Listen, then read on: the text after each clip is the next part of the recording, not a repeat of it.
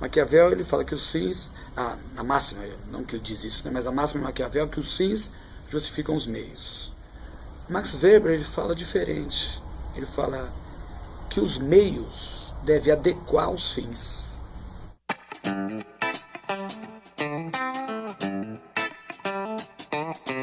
Então, tá bom.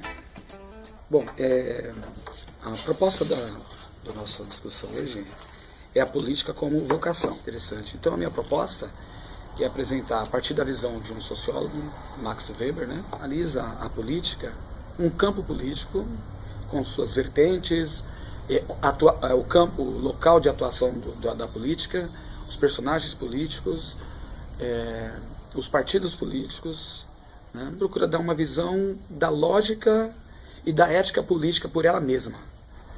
Que a política, em primeiro lugar, ela tem uma ética diferente da nossa ética caseira, da ética do dia a dia, que é baseada em uma certa religiosidade. A política se distancia. Ele não faz um contraponto a Maquiavel, por exemplo, que tem a mesma lógica. Maquiavel, ele fala que os fins, a máxima, não que ele diz isso, né, mas a máxima de Maquiavel é que os fins justificam os meios. Max Weber, ele fala diferente. Ele fala que os meios devem adequar aos fins. Ele não vai até as últimas consequências. Fazer uma análise da política a partir da Alemanha, dessa Alemanha. Então, quando ele fala política como vocação, ele procura mostrar como deve ser feita a política. Max Weber, ele vê o Estado como o exercício legítimo da violência. Ele é o detentor, o monopólio da violência está no Estado. O Estado, ele é o local próprio do exercício do poder, onde as agremiações políticas se instalam, seja ela qual for, e a partir daí ele exerce o poder opressor para controlar através da violência física e por a visão dos ocupantes dos cargos. Aí, a partir dessa ideia, vem aquela questão: como as pessoas obedecem ao Estado, então? Elas obedecem a partir de 3 tipos de dominação. A dominação tradicional, a dominação carismática e a dominação legal. Ele fala, vamos ver como funcionam os partidos políticos. E aí, dos políticos profissionais, ele distingue 2 tipos de políticos, que é o político que vive para a política, e o político que vive para a política e o político que vive da política. O que vive para a política, ele tem o seu próprio sustento. Ele é aquele que não está o tempo todo envolvido, ele tem seu sustento particular, e ao mesmo tempo ele faz política. E o que vive da política, ele depende de salário que o Estado paga para ele. Então o que ele faz? Ele começa a tratar muito bem esses políticos profissionais, ele passa a incorporar pessoas burocratas no Estado, e aí vem a lógica do partido. O partido, ele nasce, na realidade, como uma voz da população. Então o partido, ele é necessário. Os partidos é onde a população tem a voz. Então os partidos se organizavam, eles passaram então a compor o parlamento. E faz uma crítica de que esses profissionais, eles estão tomando poder, e ao mesmo tempo, a lógica, a razão pelo qual eles tomam poder, é o poder por si mesmo. Eles têm nas mãos o monopólio da distribuição de cargos. Então cabe a eles distribuir os cargos. Os cargos nós chamamos hoje de cargos de confiança, que faz movimentar, segundo uma ideologia, toda a estrutura burocrática. O Estado, ele tem um corpo burocrático, funcionalismo público, muito forte. Mas quem trabalha na articulação ideológica desse corpo burocrático é o político profissional, que coloca os seus auxiliares em campos-chave de liderança para estabelecer a sua visão política ou ideológica na qual ele foi eleito, a sua proposta de eleição, por exemplo. Então, a nação não vem em primeiro lugar. Ah, sim. Então aí que está. O político, ele pensa particularmente como se fosse como qualquer um de nós fosse na nossa profissão. Mas como que ele trabalha para a nação? A partir do ponto de vista de que, ao atender a sua satisfação particular, ele faz conjuntamente ações para a população. Ou seja, o político pensa na reeleição. Ponto. Mas ele faz isso conciliando os seus interesses particulares com ações para a população. A ética política não é ética do nosso dia a dia. Aliás, se você fazer um discurso, existe a lógica política, mas se o meu discurso é que alguns que estão no poder fizeram uma lógica, uma ação que contrapõe a sua ética caseira, aí você conseguiu convencer de que, na verdade, a ética caseira devia prevalecer na ética política.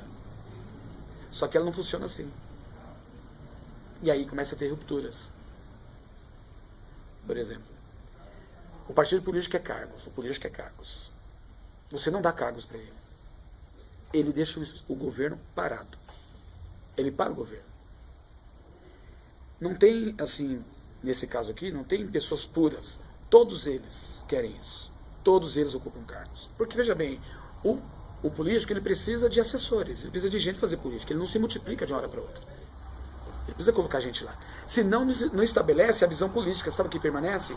A visão do funcionalismo. Aí vem o que Max Weber falou que estava acontecendo na Alemanha, acontecendo a ditadura do funcionalismo. Ou seja, o governante fica refém do funcionalismo público. Então ele precisa compor isso. Compor, contrapor. Como é que ele faz? Tem o corpo burocrático e o corpo político. Quem é o corpo político? São os deputados, senadores, toda a estrutura política e os seus assessores. Perceba então que Weber não está preocupado na ideologia. Está preocupado que o Estado ele detém um monopólio da força, da violência. E ele age assim para que haja para que a sociedade funcione através dessa força burocrática que é liderada pelo político. Por fim, ele fala o seguinte: o profissional político, como que ele deve agir? Aí é o ethos, né? A ética política. Ele deve agir pode agir de três frentes. Em primeiro lugar, o líder político ele tem que ter uma causa, ele tem que ter senso de responsabilidade, ele tem que ter senso de proporção. O líder carismático é o que ele acha que funciona. É aquele que tem uma causa, aquele que tem uma paixão pela política. Ele pega essa causa que ele está ali trabalhando por conta de uma causa ou ideologia. A causa dele é melhorar o Estado, a sociedade que ele vive. Se ele chegar, em primeiro lugar, ele chega pelo poder. Então ele já tem uma sensação que ele está no poder dominando. Mas se ele chega no poder sem uma causa, ele se torna uma pessoa, o poder pelo poder, ele se torna inócuo, sem sentido. Ele tem que ter uma causa.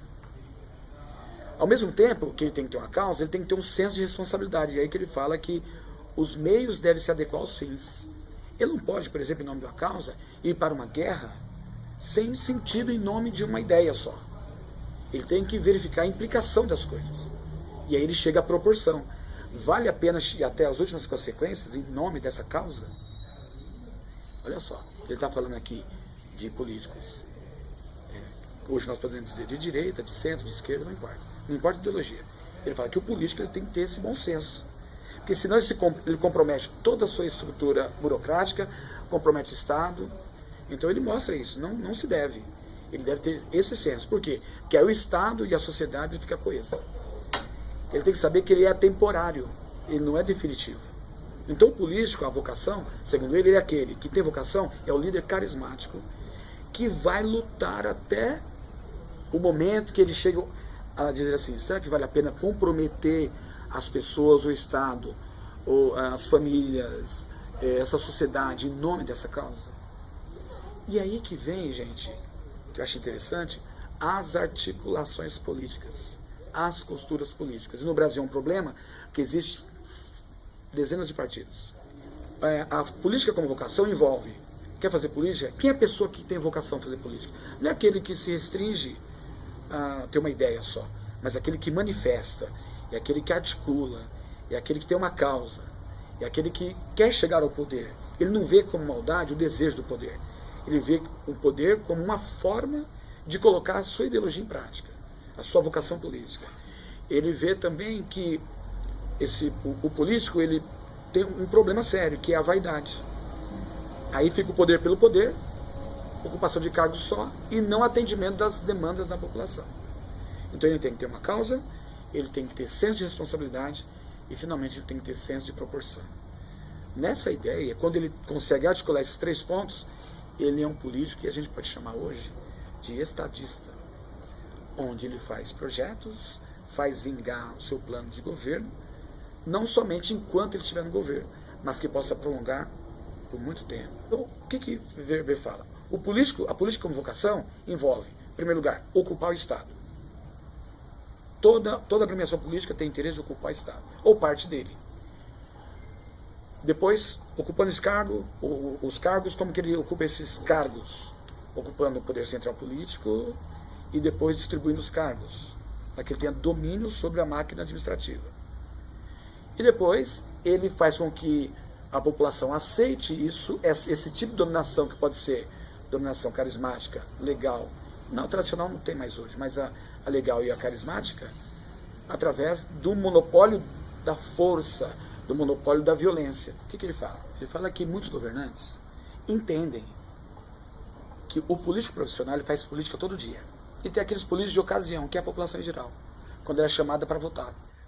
O que está acontecendo hoje, a meu ver, é que os funcionários de carreira, no caso os juízes, estão agindo como políticos.